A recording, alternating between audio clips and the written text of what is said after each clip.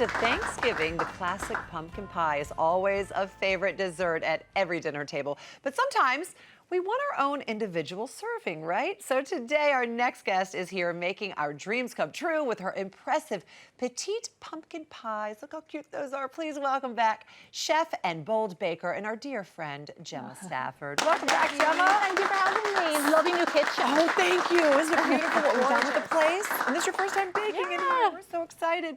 So listen, everybody loves a pumpkin pie, but sometimes you just want your own little individual, and that is what you're doing here today for us, and it's so simple. Yeah, well, you know, this year Thanksgiving is a little bit different, and maybe, you know, not families are having smaller gatherings, so maybe you don't need the whole pie.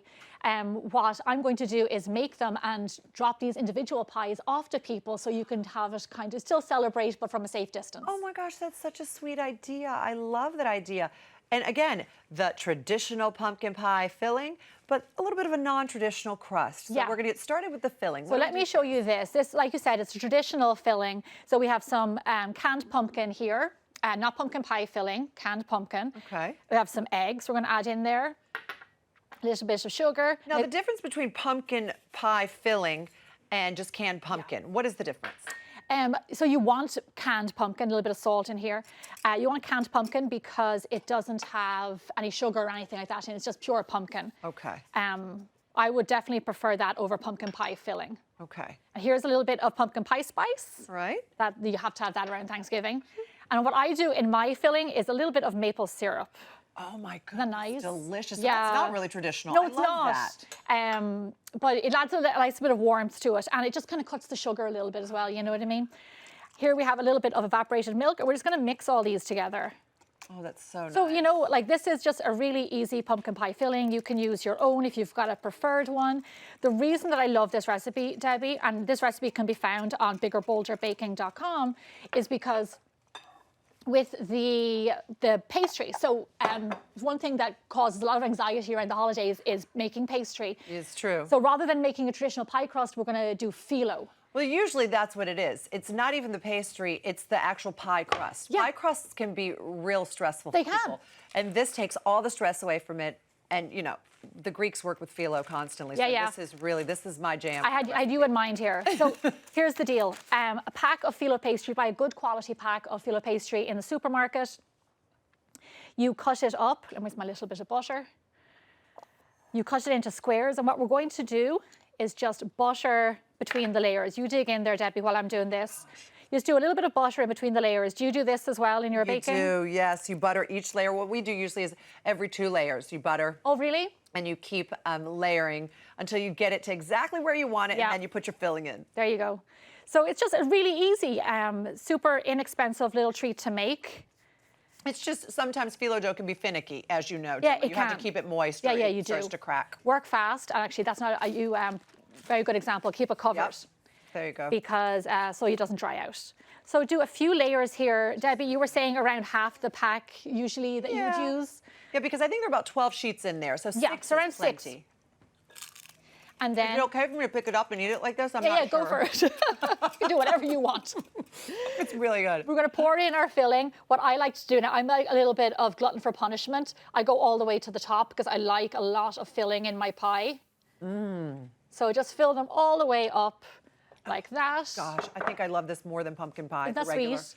Yeah. Okay, so follow me over here. I'm going to pop these into the oven. In our brand new oven. In your gorgeous oven. How lovely is that? Thank you. Now, how long would these have to go in and at what temperature? So around 325 for around 30 to 35 minutes. The thing about a pumpkin pie is that it's a custard base. So you want that, even a little bit of jiggle in the middle.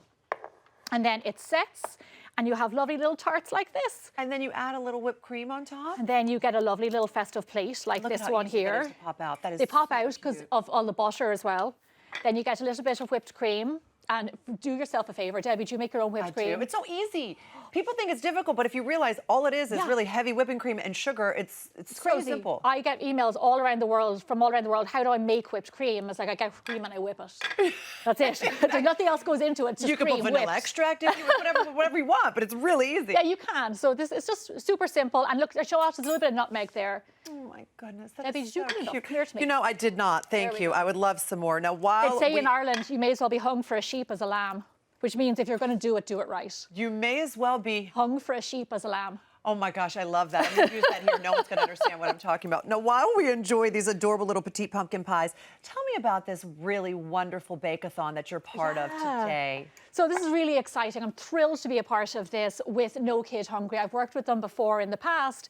We are doing a live stream bake-a-thon. So myself and some other chefs who have also been on this show are doing some food demos. We are doing live streaming, answering all of your holiday queries.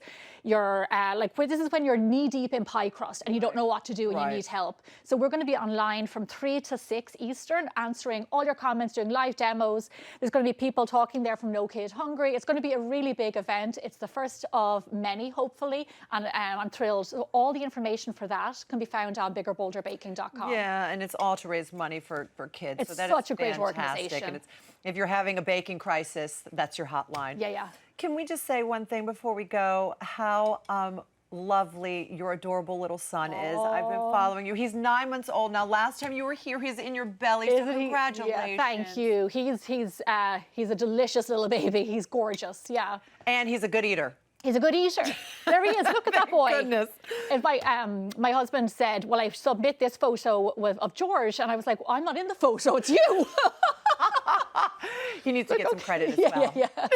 Gemma, thank you so much You're for this. welcome. This is fantastic. You. Enjoy. And this will absolutely be your favorite new pumpkin pie recipe. I promise yum. you that. For the full recipe, make sure to visit hallmarkchannel.com and be sure to connect with Gemma on her website, biggerbolderbaking.com. So good. Really.